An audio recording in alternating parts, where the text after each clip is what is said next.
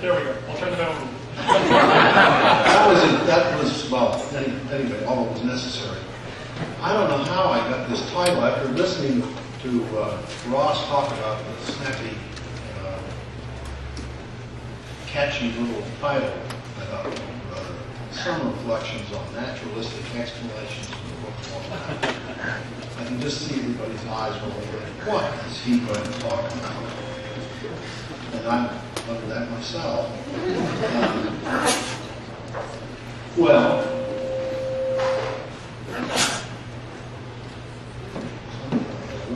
get as close as you can to your mouth. oh, you want me up here? No, I'm trying to back away because I think it's a snake and it's going to bite me.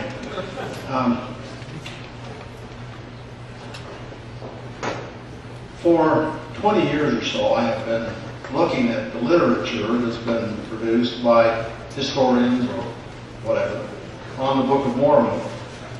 And I have, from my point of view, the book is either an ancient text or it's a modern work of fiction, inspiring or otherwise. And there are lots of explanations if you don't think it's an ancient text.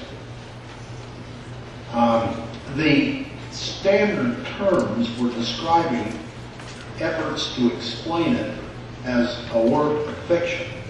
The standard terms are naturalistic or secular to qualify explanation or categories or terms, those two words.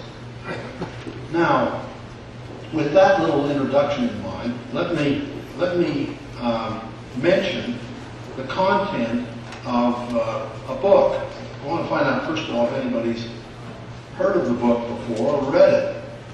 It's a book by a fellow by the name of Louis Midgley, who's an English journalist. Many of you, does that name strike a chord anywhere? A couple of you know it. It's a book called The Divine Supermarket, Shopping for God in America. Okay, this is an Englishman who, a bright fellow, friend of Salman Rushdie, knows his way around, an expert on Islam. Pretty good material on Islam, I think. Dan would know better than I do. I think that's the case. Anyway, he came to the United States in the mid-'80s and to have a look at what they were doing in religion in the provinces. And he found a lot of weird stuff. We don't have any quality control. So the First Amendment and the absence of an established church or the tradition of an established church means that we just got every crackpot out announcing whatever. And so he wanted to have some fun with all of this. And a third of the book is devoted to Latter-day Saints. He interviewed a number of Latter-day Saints. This hasn't, no, come on. All right. They're trying to. All right. When he came to the United States and he interviewed people, he interviewed Jack Welch, who he describes as, he says, he's the kind of person that I instantly disliked. He's a young fogey, impeccably dressed young fogey. I read that to Jack, and Jack just thought it was a wonderful description.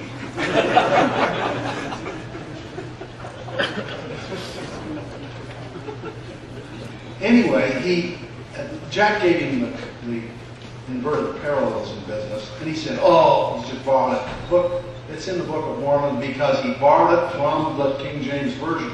Then Jack said, "Well, here's one in the Bible, but it isn't in the King James Version. The translators have disguised it. Look at the Greek or Hebrew. Look at the Hebrew." And Ruthven had to admit that it's Jack Stone. Whoever had prepped him to take on Welch had failed to, didn't know enough about it to handle. There's some of that going on now. Well, he interviewed Wells Jakeman, John Sorensen, Elbert Peck, and a historian who did not wish to be mentioned. A prominent historian who did not wish to be mentioned. And he interviewed Paul Edwards, who was at that time, had his name in the letter that if Old Wally, the RLDS, president at the time, if Old Wally had been killed in an airplane crash or whatever, Paul Edwards would have been president, would have been appointed president. His name was in the envelope, I have been told by people who helped prepare them. When Edwards, who said, "Oh, we don't pay any attention to the Book of Mormon. I don't know what it is. I don't think it makes any difference to us." And he, it brushed him aside that way. Of course, he got hauled in on the carpet and they tore up the letter and put his assistant in, Randy Murray's name in there. And you know what? That's the end of the story. Edwards said, the guy, I asked Edwards about it. He said, that guy, he came, we didn't even go in my office, we sat out in the auditorium, that was before they had the new office building. He said he didn't even take notes, and he just sort of made that up. That's what I told the president and his counselors. And I said, Paul, he tape recorded it. He said, oh God, you're right. And that ended the conversation.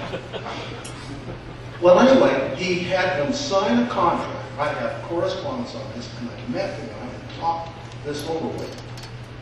Ruthin thinks that Mormonism tried to defend itself on the basis of 4 disciplines: history, archaeology, anthropology, and textual analysis. So he's going to talk to people who are experts, who could try to defend the Book of Mormon on the basis of those disciplines. The first of my interviewees, who did not want to be mentioned by name, was a distinguished historian. To begin with, he was somewhat defensive, but our discussion became warmer and more friendly as it progressed. I began by raising the questions of magic, masonry, and Indian origins. Every day new material was being published about the early 19th century American culture, which through the composition or translation in quotation marks means he doesn't believe it, of the Book of Mormon into greater relief. I picked my words cautiously. Was this not making it more difficult to sustain the official version? That there was a 1,500-year gap between the book's original composition and its discovery by Joseph Smith. Then we get, I have 2 comments to make, said the historian carefully. First, I have never had anything presented that would cause me to lose faith or abandon the church. Second, the second is this: having grown up in non-Mormon country, in another state, separate and apart from Mormon culture, my religious beliefs and my faith have always been separate from my learning.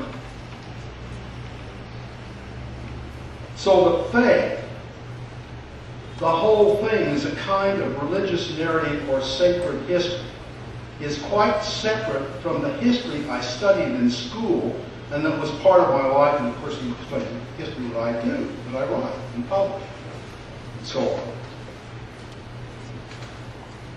So you read the Book of Mormon right from the start as sacred history. It's separate and distinct from the kind of history you teach at university. I do. What the church tells us is sacred history, and somehow it doesn't bother me that what I'm doing down here, the study of people, places, and events, appears different. I don't expect them to merge together. When I was a student, I read George Sonny